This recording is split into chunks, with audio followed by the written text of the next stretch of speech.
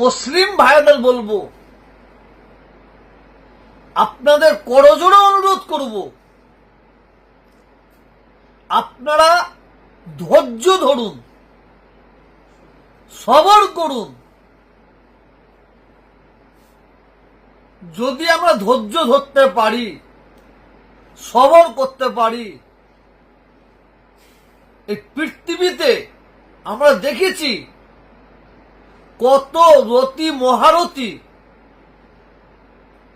কত বড় বড় হাস্তি, তারা অহংকারের জন্য,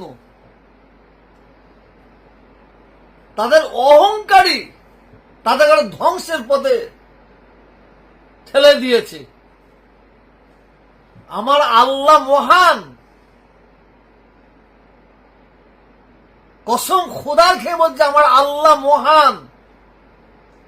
একটু ধৈর্য ধরুন, একটু সবর করুন। কুরআনের কথা আল্লাহর কথা, আল্লাহর কথা মিথ্যা হয় না। আল্লাহ স্বয়ং নিজে বলেছেন ইন্নাল্লাহা মা'আস সাবিরিন, যারা সবর করবে, ধৈর্য ধরবে, তাদের পাশে আল্লাহ স্বয়ং নিজে থাকবেন। আল্লাহ তাদের হয়ে বিচার করবেন।